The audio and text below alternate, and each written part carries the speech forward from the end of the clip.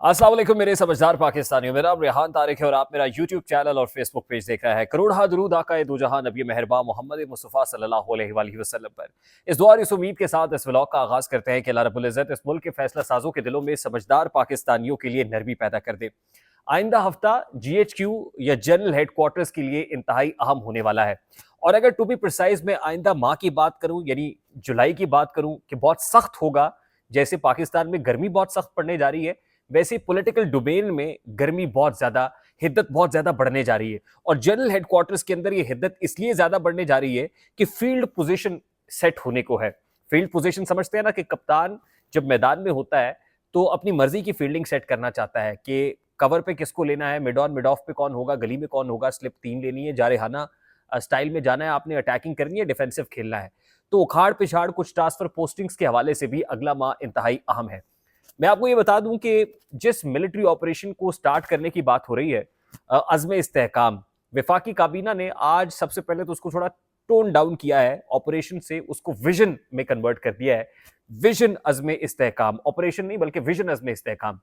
और सॉफ्ट करने की बुनियादी वजह है, कल के दिन में एक ग्रैंड जरगे को अनाउंस करने की बात पाकिस्तान तहरीक इंसाफ कर चुकी है। खैबर पख्तूनख्वा के अंदर कबायली माहिदीन को भी इकट्ठा किया जाएगा, ग्रैंड जरगा जिसमें तमाम तर लोग मौजूद हों।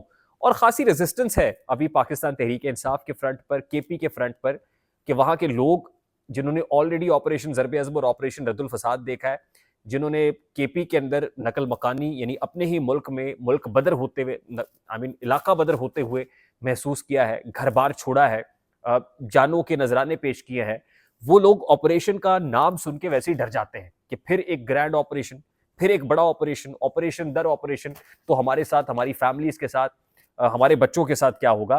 तो कंसर्न जरूर मौजूद है और इस कंसर्न को लेके पाकिस्तान तहरीक इंसाफ भी मामला बुलंद कर रही है।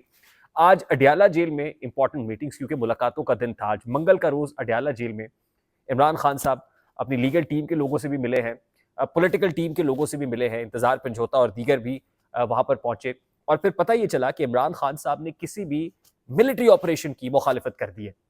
यानी बानी पीटीआई ने भी उसूली मौक़िफ़ ले लिया है, वो किसी भी ऑपरेशन की हिमायत नहीं करेंगे बल्कि मुखालिफत करेंगे।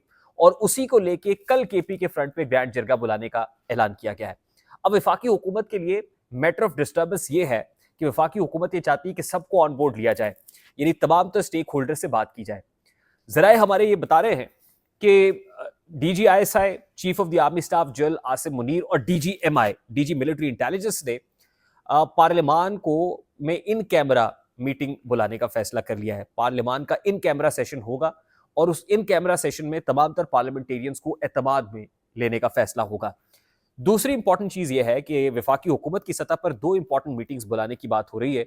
या तो एक कोई ऑल पार्टीज कॉन्फ्रेंस टाइप जो एक फोरम है वो बुलाया जाए और इस विजन अज़्म इस्तेहकाम से मुतालिक लोगों के अबहाम कन्फ्यूजन दूर की जाए, या फिर पार्लियामान का मुश्तरका इजलास बुलाया जाए और उसमें ये अबहाम दूर करने की कोशिश की जाए, कन्फ्यूजन को दूर करने की कोशिश की जाए, लोगों में बढ़ती हुई बेचैनी को, इज़्तिराब को दूर करने की कोशिश की जाए। अब पाक फौज के अपने अंदर जो उखाड़ पिछाड़ की बात है, तो जराए हमारे कंफर्म कर रहे हैं कि कुछ इंपॉर्टेंट ट्रांसफर पोस्टिंग्स अगले महीने एक्सपेक्टेड है और जाहिर है कोर कमांडर्स कॉन्फ्रेंस के अंदर उसकी इंडोर्समेंट भी हो जाएगी। अब उसमें हमारे जराए ये कंफर्म कर रहे हैं कि 3 स्टार जनरल की हद तक तो मामलात सेम रहेंगे, यानी 3 स्टार जनरल अभी जिस वक्त जिस पोस्ट पे जो काम कर रहा है वो करता रहेगा। बाकी मामलात के ऊपर, फॉर एग्जाम्पल वो DGISI हूँ, DGISPR हूँ, या कोर कमांडर्स की हद तक मामलात हों, अभी वहां पे कोई मेजर शिफ्ट को तब्दीली आने की नहीं है। लेकिन और बहुत सारी ऐसी जगह हैं जहां पे 2 स्टार जनरल की हद तक और 3 स्टार से नीचे नीचे कुछ ट्रांसफर पोस्टिंग्स उखाड़ पिछाड़ है और सख्तियां जो हैं वो कुछ बढ़ने जा रही हैं। अब जरा ये भी कंफर्म कर रहे हैं कि अगर तो इस विजन अज़्म इस्तेहकाम के ऊपर कोई कंसेंसस हो गया, जो कि वफाकी हुकूमत को टास्क दी गई है, और शहबाज शरीफ साहब बहुत एक्टिव हो गए हैं इसको लेके, उन्होंने मुलाकातें शुरू कर दी हैं, वो chief of the army staff से भी मिलेंगे, अस्करी क़यादत के साथ भी मुलाकात करेंगे, उनको भी ऑन बोर्ड लेंगे और फिर जो पॉलिटिकल क़यादत है उस हवाले से भी मोबिलाइज दिखाई दे रहे हैं। वो मुलाकातें उन्होंने शुरू कर दी हैं। वो JUI फे हो या दीगर पॉलिटिकल पार्टीज हो, शहबाज शरीफ साहब को खुद ये टास्क मिला है कि उन्होंने खुद उनसे बात करनी है। और हमारे जरा ये बता रहे हैं कि शायद आने वाले दिनों में कोई जो कमेटी है हुकूमती सतह के ऊपर, कुछ लोगों पर, 4 से 6 लोगों पर मुश्तमिल जो राब्ता कमेटी है वो बनाई जाए, शहबाज शरीफ साहब वो बनाएं और उसके बाद उन लोगों को टास्क दिया जाए कि आपने फर्दन फर्दन हर जमात के रहनुमा से उसकी कायदीन से मुलाकातें करनी है जाके और उनको ऑन बोर्ड लेना है। अच्छा, अब अगर ये सारी एक्सरसाइज भी फ्रूटफुल नहीं होती, काउंटर प्रोडक्टिव साबित होती है, तो फिर क्या होगा? फिर जरा ये भी बता रहे हैं कि फिर कोई अच्छी खबर नहीं होगी, फिर डंडा चलेगा, फिर कोएर्सिव फोर्स का इस्तेमाल होगा, क्योंकि जो कंसर्न क्वार्टर्स ये फैसला कर चुके हैं कि उन्होंने ये ऑपरेशन लॉन्च करना है, उनका फैसला अटल है, पत्थर पे लकीर है, एपेक्स कमेटी में एंडोर्समेंट ले ली गई है, वो पीछे हटने के नहीं है। फिर वो ये कहते हैं कि हम यूज ऑफ फोर्स या यूज ऑफ पावर करेंगे। अब ये कतई नजर इस बात से कि वो प्रोडक्टिव होगा या काउंटर प्रोडक्टिव होगा, नंबर वन। नंबर टू बात यह है कि जो बहुत सारी कयास-आराइयाँ की जा रही थी कि इमरान खान साहब, आज एक खबर भी चला दी गई और उसको हम न्यूज़ से वाबस्ता करके चलाया गया और ये बताया गया कि इमरान खान माफ़ी मांगने के लिए तैयार हो गए हैं और इमरान खान साहब जो है वो आने वाले दिनों के अंदर जो है वो मिलिट्री इस्टेब्लिशमेंट के साथ भी माफ़ी। अच्छा, हम न्यूज़ के जो कंसर्न बीट रिपोर्टर थे और टीम थी, उन्होंने कहा मेरा और मेरे इदारे का इससे इस खबर से कोई ताल्लुक नहीं है, ये फेक न्यूज़ है, ये फेक प्रोपेगेंडा है जो चलाया जा रहा है। अब खबरें तो ये फ्लोट की गई ना और इसमें डिस्ट्रैक्शन क्रिएट करने की भी कोशिश की गई। हो सकता है कि आने वाले दिनों में भी चंद रोज़ में ऐसी डिस्ट्रैक्शंस क्रिएट हों, लेकिन अभी तक मामलात उस हद तक बेहतर नहीं है जैसे होने चाहिए। अली अमीन गंडापुर का रास्ता इस्तेमाल करके कोशिश तो की गई, लेकिन वो भी अभी बाराबर साबित नहीं हो रही। इसीलिए बावजूद इसके कि अली अमीन गंडापुर ने पार्लियामेंटेरियंस को बुला के ब्रीफ कर दिया, वो हैप्पी नहीं है, वो सैटिस्फाइड नहीं है और अब उस पे उसको प्रेशराइज़ किया गया, दबाव डाला गया कि आप ग्रैंड जरगा बुलाएँ और हुकूमती सतह पर ही ग्रैंड जरगा बुलाया जा रहा है। यानी इमरान खान साहब जो है वो he is not happy with how the KP government is running at this point in time.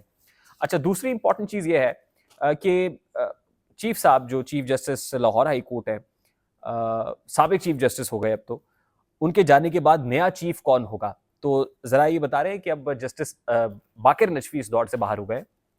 अब वो chief justice Lahore high court की दौड़ में शामिल नहीं है। 2 जजेस इस वक्त शामिल हैं। एक चीफ के लिए शुजात अली खान साहब, बड़े जो है वो ब्राइट कैंडिडेट हैं और दूसरी जस्टिस आलिया नीलम है। अब जस्टिस आलिया नीलम सीनियरिटी पे तो चौथे नंबर पे थी। खतूत भी लिखे गए जस्टिस काजी फाजीसा, क्योंकि आउट ऑफ टर्न प्रमोशन ना हो या सीनियरिटी के प्रिंसिपल को मलूज़ खातिर रखा जाए। तो वी रियली हैव टू सी कि क्या जस्टिस शुजात अली, बनता तो यही है सीनियरिटी को लेके कि जस्टिस शुजात अली खान जो है वो chief justice Lahore high court हो। लेकिन ज़रा ये कहते हैं कि जस्टिस आलिया नीलम जो है इस हवाले से बहुत ब्राइट और बड़ी फेवरेट बताई जा रही हैं। तो बहुत से लोग ये समझते हैं कि जस्टिस बाकिर नजफी क्योंकि इस्टेब्लिशमेंट के कैंडिडेट थे, उम्मीदवार थे, तो वो नहीं हो रहे। अब जस्टिस शुजात अली खान और जस्टिस आलिया नीलम में से किसी एक को chief justice Lahore high court बनना है और ज़ाहिर है ये ओहदा बड़ा इंपॉर्टेंट होगा डिटर्मिन करने के लिए कि आने वाले दिनों में लाहौर के फ्रंट पे जुडिशरी कैसा बिहेव करती है। आई होप मेरी बात आप तक पहुंची होगी। अगर पहुंच जाए तो वीडियो को लाइक और शेयर करना मत भूलिएगा। चैनल पे नहीं तो चैनल को सब्सक्राइब कर लीजिएगा, बेल आइकन जरूर दबाइएगा। मुझे रेहान तारिक को इजाजत दीजिए, अपना बहुत सारा ख्याल रखिएगा। अस्सलाम वालेकुम।